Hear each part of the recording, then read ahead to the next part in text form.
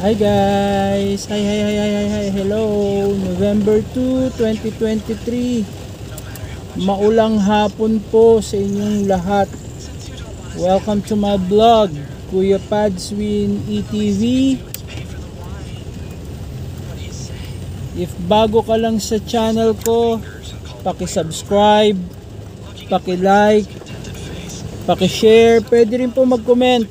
At paki-hit na rin ang notification bell para ma-update ka sa mga bagong videos and vlogs na upload ko. Okay? So, gaya nga ng sinabi ko, maulan. Samahan nyo ako, papasok na po ako ng trabaho. Today is Thursday.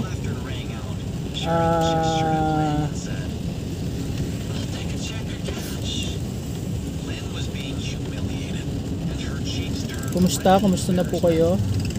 Kumusta na kayong lahat? Kumusta ang inyong extended weekend? Diba? Actually, yung iba ay nag-leave bukas. So, most probably, sila ay uuwi linggo na. No? At dire-diretso na yan.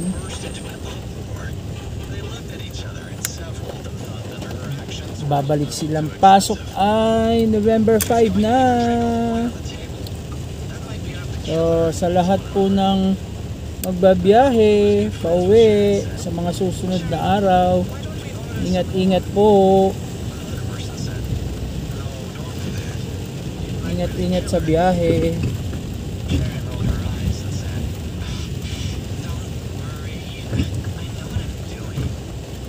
At unpredictable ang ating panahon. Tulad kanina, medyo mainit ng umaga hanggang mga bandang alas 2, alas 3. Pero ngayon, biglang bumaksak ang ulan. Pagpatak ng alas 5 ng hapon. So, ingat po. Although walang masyadong traffic, so don't speed up, huwag samantalahin. So drive safely pa rin po. Yung tamang pagmamaneho lang na makakarating tayo sa ating paroroonan. Hindi kailangan magmadali. For sure wala namang hinahabol na oras kasi nga vacation naman. Mostly puro puro gala, pasyal, kaya ingat po. Nothing to drive too fast. At the same time, makakatipid pa tayo sa gasolina. So don't step too much on your pedals. Okay, ang taas ng gasolina, tumaas ng konti. Yung konti, kapag ikaw ay nag full tank, madami. Okay? So tama lang na makarating tayo sa ating mga pupuntahan. Okay?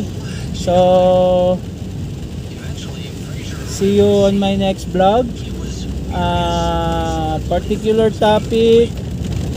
So wala masyado silang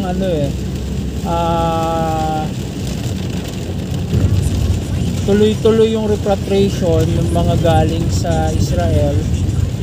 Both sides po, yung galing sa Gaza at itong sa part ng south or west ba to? No, yung sa may area ng Hezbollah naman, ay dumarating na po yung ating mga kababayan na nagtatrabaho o OFW na nasa Israel. At pero tuloy-tuloy pa rin yung gera. Yun ang hindi po natatapos. Tuloy-tuloy pa rin ang ground attack ng Israel sa Hamas. No? They are determined to end Hamas. Kaya yun. So So sana wag na masyado mag-escalate sa iba't ibang mga bansa, although syempre may kanya-kanyang supporter, pero sobrang ingat naman nila sa pag observe, sa pagbibigay ng suporta and everything sa pakikialam ika nga. So much for that, guys. Siguro yung schedule natin ng vlogging natin by next week susundin natin. Ngayon holiday tayo, wala tayong ma-pick na particular topic dahil halos ang balita regarding sa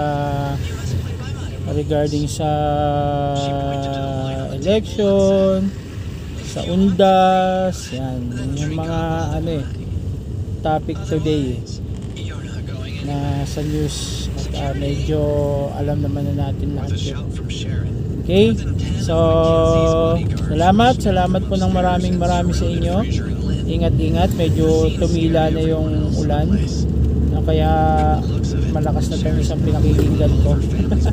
Sige po, salamat. Ingat. God bless.